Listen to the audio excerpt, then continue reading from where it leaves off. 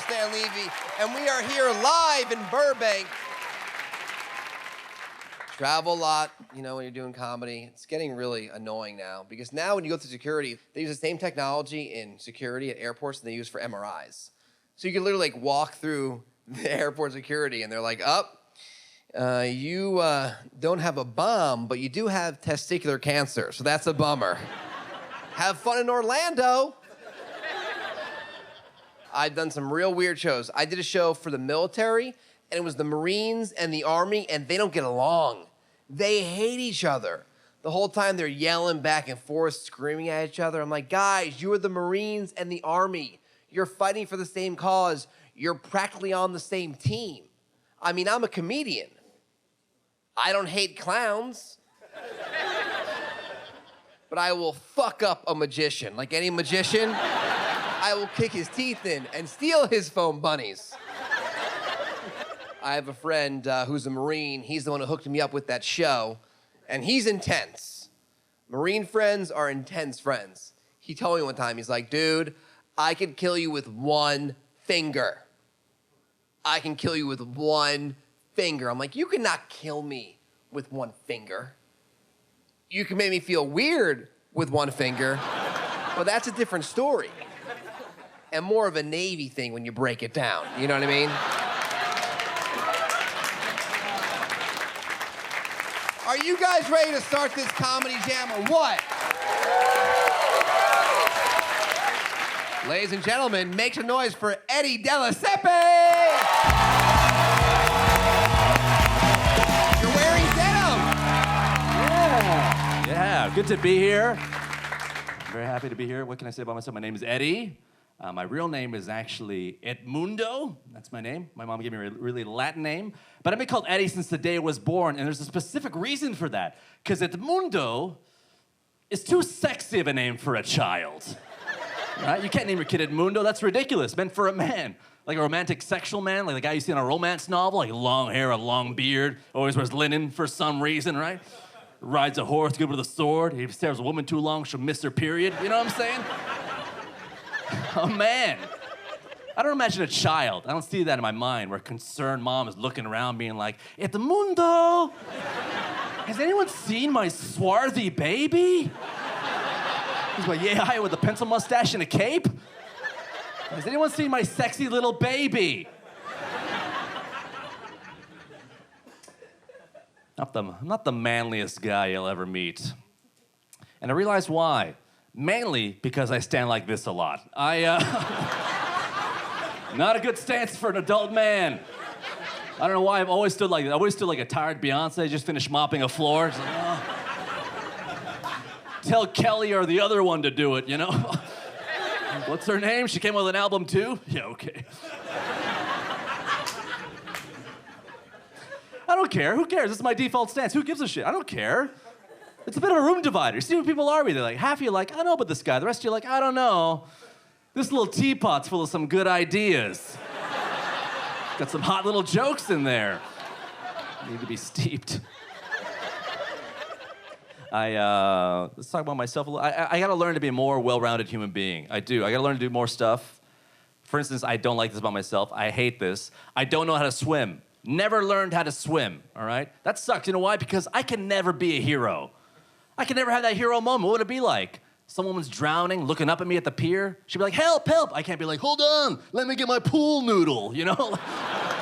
There's no pool noodle hero story. There's no girl out there be like, I thought I was gonna die and this angel came at me with this huge Twizzler.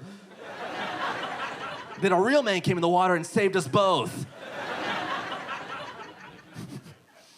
Need to know how to swim. This is why I need to know how to swim, because I'm 5'6", all right? I need to know how to swim. Because I'm afraid someday someone's gonna be like, hey, did you hear what happened, Eddie? You know what happened? He drowned in a 6-foot pool. Just his hair floating at the top. Is that Bruno Mars in there? Check his ID. Edmundo, that's not a name for a child. He got a beard. Yeah. I like watching 3 people actually give a shit. The rest are like, I don't care what you got, buddy. I grew a beard this year, and this is why I grew a beard. I thought, okay, it's gonna be a good look for me. Maybe I'll grow a beard. No one told me this about the beard. No one told me about this. I ate some chicken wings, could not get the hint of barbecue sauce out of my mustache. All day, it was just lurking there. No one told me this thing retained smells. I'm wearing a haunted chamois at all times on my face. I have to warn women. I have to. If I'm ever on a date, no one's gonna go along with that. No one's gonna make out with me, pull away, and be like, oh my God, I can taste all your meals. Is that a Salisbury steak and a cold pressed juice? Who the fuck are you? You're full of mystery, man. Trying to be more confident. Trying to be. You know, look at me. This guy must be confident, right? He's up there wearing a Levi's girls' medium shirt, right? Clearly, this guy's got some confidence, some balls. I don't know if they're in those tight jeans, but they're somewhere. I'm not that confident of a guy. If someone's really confident towards me, I don't know what to do. I'll panic, and I'll say things I don't usually say, stuff that's out of my vernacular, right? I was in my gym in West Hollywood taking stuff in my locker. I see a guy in my periffs just wearing a towel. No big deal. It's a gym locker room. He's supposed to wear a towel. I turn around, swear to God, boldly, confidently, this guy drops his towel, looks down his dick, looks up at me, and then winks. Now, what do you do in this scenario, dude? I'm a very liberal guy. I'm not homophobic at all. I took the high road. Like, maybe he's got something in his eye and his dick got really hot. I don't know. Gotta cool it off somehow. I don't know why I did this. I got nervous. I did something I'd never done or said to another man before. I don't know why I said it like this. I looked down his dick and went like this. Easy. I don't know why I just became a New York taxi driver. Hey! Put it away and get out. What was his honest reaction gonna be like? Come on. He likes you. I moved to Los Angeles not that long ago. And does anyone here live or go to downtown LA? Anybody? Downtown LA people? Yeah? Yeah, guy in the mustache at the back, creepy. Downtown LA is interesting. This is why I like downtown LA. You really never know what you're gonna get, right? One minute you're walking down the street like, oh, Majestic Towers, right? A metropolis right here, right? Then you walk down Skid Row and you're like, is this still LA? Or is this Back to the Future 2 and Biff is the mayor? I don't know. This place is in shambles. Someone's gonna get an almanac out of that guy's hands. You encounter weird people all the time. You do. I encountered this guy in downtown Los Angeles. I was in Chinatown. And you ever meet someone who just dazzles you? You ever get dazzled by a random man? You ever get dazzled by a stranger? Right? I met this 80-year-old Asian man full of mystery, riddled with mystery. Me and my buddy are waiting at a street corner. He's about to cross the street. Car comes rushing towards my friend. I push my buddy back. He almost knocked over this really old Asian dude. And as a joke, just jokingly, I went, just to cut the tension, I was like, hey, watch out. You almost murdered that guy. Swear to God, no word like the old Asian guy looked me dead in the eye and went, I am not that easy to murder. What the hell does that mean, old man? Are you part of the League of Shadows? This guy trained Bruce Wayne to be Batman. Some old people really creep you out, right? Don't they? Sometimes they do. Can't help it. This happened to me one time where me and my buddy were waiting in line, right? At a deli, waiting to get seated. Some old guy comes in between me and my buddy. He goes like this, hey, don't eat here, the food's shit. And he walked away. And my buddy goes, oh, that guy's clearly crazy. Like, I don't think so. I just think that's what old people did before Yelp. I really do. That's what they did. They just publicly shamed a business.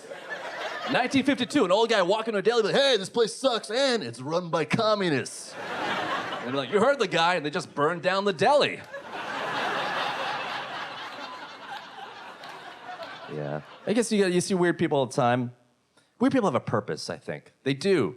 If someone's weird or odd, they have a purpose in life. They're there to entertain you when you're by yourself and you think about them, you know? You ever meet someone who's so out of the loop, you can't help but wonder how they exist? You know what I mean? Someone like that who's just so clueless, they're fascinating, right? I was in a clothing store looking at some shirts. Guy next to me, I know this guy looking at some shirts as well. Hey Jude comes on the radio. We all know Hey Jude from the Beatles, right? I turn around, swear to God, this guy looks up all perplexed, grabs his phone, Shazam's Hey Jude. Like, dude, you don't know who this is? It's like the biggest band in the world. Like, were they at Bonnaroo? I don't know who they are. Are they new? Let me look them up on Spotify. Like, how do you know who they are? This guy's incredible. This is how fascinating this dude is, because I want to know what this guy looks up on a daily basis. What this guy looks up on Google, his history on Google must be incredible, right? The most, like, Who are the Beatles? what's a Beetle? What the fuck am I holding? What is this crazy lit up brick, you know? People that are incredulous too. You know, someone has disbelief. Isn't it odd? People that have the most disbelief are the first people to say it. You know what I mean? Just outwardly about it. Keep it to yourself. Keep it inside yourself if you have this much disbelief. I was watching Transformers 4 with a buddy, watching the flick. Empty movie theater matinee. Guy behind me by himself, eating popcorn, doesn't say a word throughout the whole movie. There's a scene where Optimus Prime is running and midair turns into a truck. This is what I hear from the guy behind me. Yeah, right. Buddy, they're alien robots, and this is where they lose you? You know, it's been 4 of these movies. Well, does this guy go to the manager at some point? Hey, I want my money back. I thought that was based on a true story. All right, you guys, a lot of fun. Thank you so much, everybody. Enjoy the rest of your night.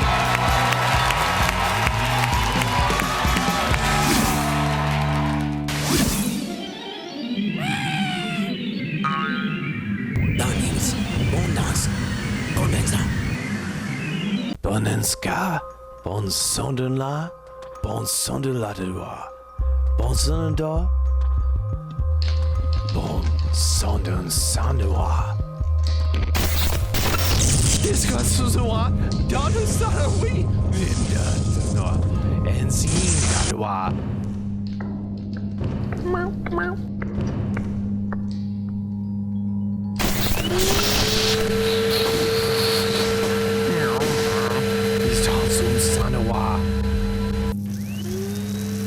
Dude's gone son of boo do do do do.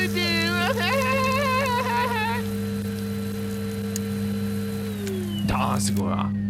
Does you not son of wa? Dance la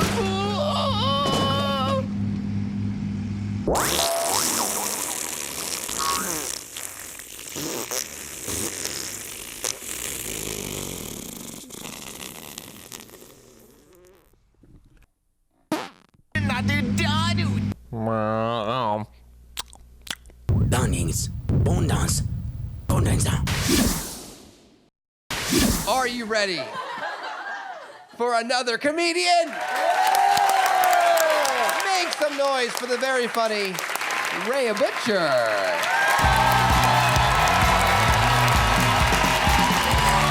Hello.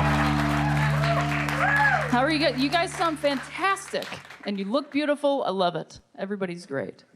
You guys, my name is Rhea Butcher. It's not a fake name. It's funny because it's true. I'm 100% butcher than all of you. Yeah, I was working on the electrical while the other comics were up here. As you can see, the lights are a little bit brighter now, so my job here is done. I love having that last name because how often do you meet people that have a name that is what they are these days? You know, I mean, that's what last names started as. If you made shoes, you're Shoemaker. Jack's your dad, you're Jackson. And if you're super boring, you're Smith. I like to think about my ancestors back in a cave, back in West Virginia, talking to each other, trying to think of what name to come up with. And one day, we will have the most lesbian daughter.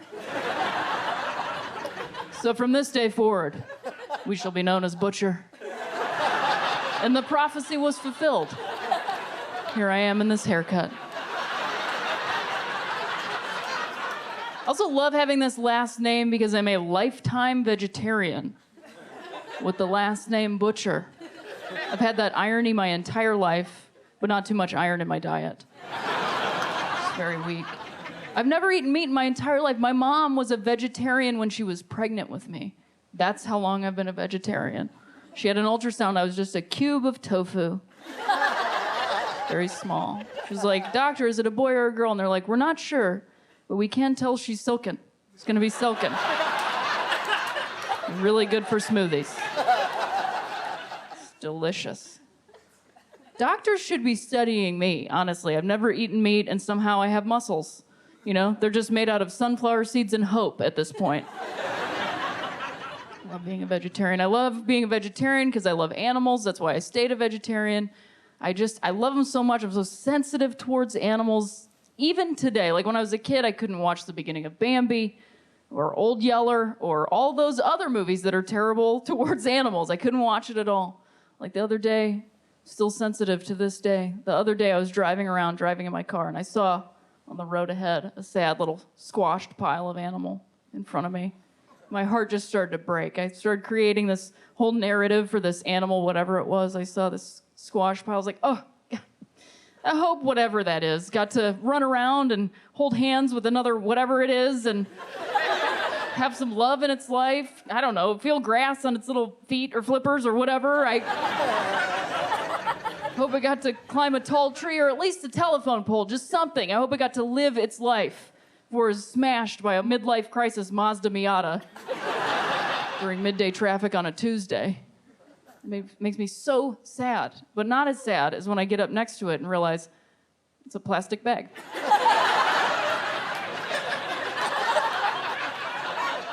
I hope that plastic bag had a good life. Got to carry a lot of things. And is properly recycled.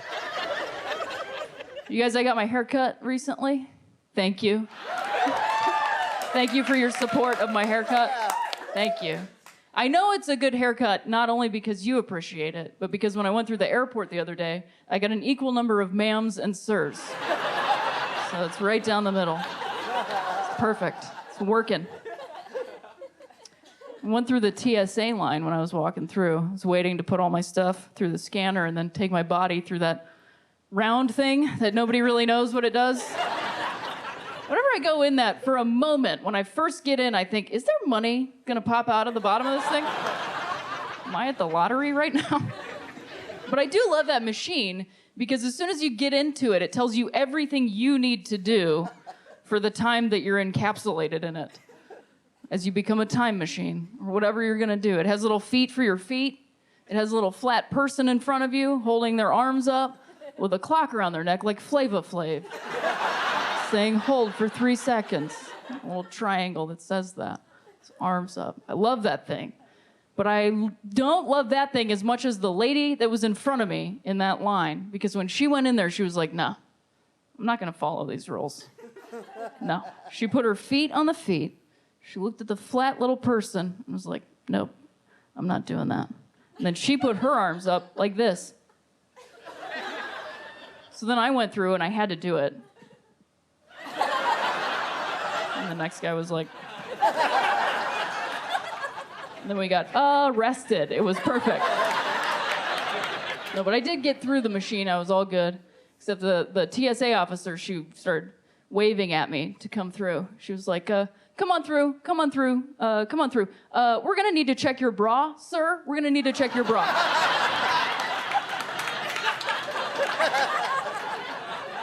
And for a moment, I was very mad, and then immediately shifted towards, no, I am an adult peppermint patty.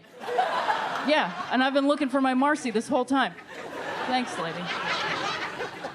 It's a real great experience. Guys, it weirdly took me a long time to come out to my family despite being just immediately gay. You know, like I just came out on a skateboard, popping a kickflip. Took me a while, I think for a couple of reasons. I'm from Ohio originally, which I like to call the thinking man's Indiana. And being from Ohio, a lot of my family, myself included, look at this off-duty lesbian tractor mechanic outfit I have on. My family are hillbillies, myself included. You might be wondering, how hillbilly could you possibly be? You know that phrase, shooting fish in a barrel? I've done that. And it is not that easy. It requires skill, practice. But I think the biggest reason it took me a while to come out to my family is because my parents have been divorced my entire life. I was born in August of 1982, and they were divorced in September of 1982. I like to think I had a little hand in that. Just a little tiny baby hand. Just real small.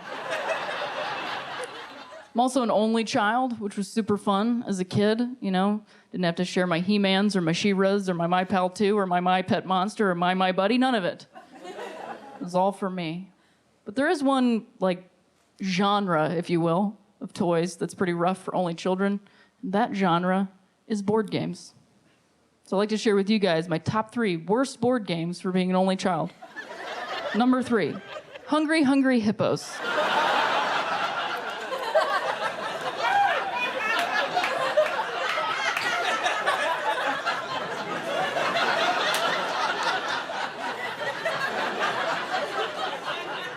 I win. Number 2 is Twister.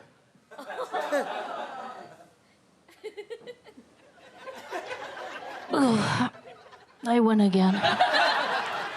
And the number 1 worst board game for being an only child is Don't Wake Daddy, because he doesn't live here anymore. That one's a twofer. A little bit of a twofer. You guys, about like 2 years ago, I decided to give up drinking. Thank you, I appreciate it. People are very scared to hear that someone has quit drinking. They're like, wait, that's an option? I had no idea. I like going to parties. People offer me drinks, and I'm like, no, I'm okay. And they're like, am I okay? Oh, God. It's terrifying. Terrifying. I had to quit drinking because I just started very young. I started drinking when I was 12 years old. Yeah, because I'm from a little town called the Wrong Side of the Tracks. And River Phoenix and Stand By Me was my spirit animal at the time. First time I ever drank, I had 2 Colt 45 40s in direct succession. I chugged them both, one after another, and I threw them both at a brick wall. What I'm saying is they don't just give you this jacket. You have to earn it. And I did. I earned it.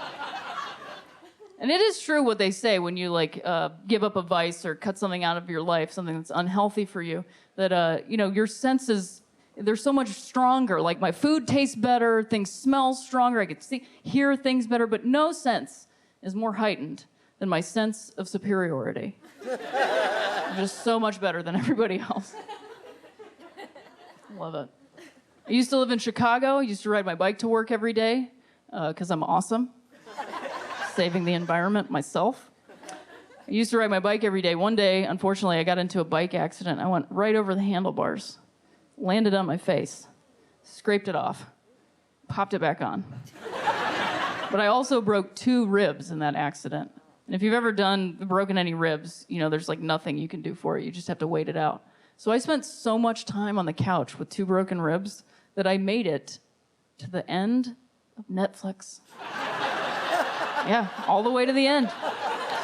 Digital tumbleweed, just TED Talks about grass and tons of meth documentaries. I know how to make meth now. Thank you, Netflix, for just $7.99 a month. It's a great deal.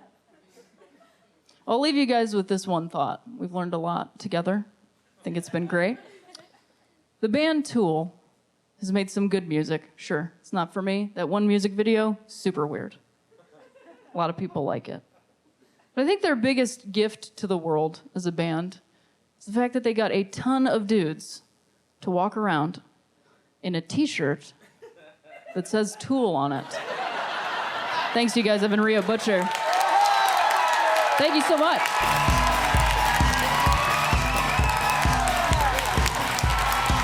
Come on, there we go. Thank you so much to coming to and watching Coming to the Stage. I'm Dan Levy. Good night.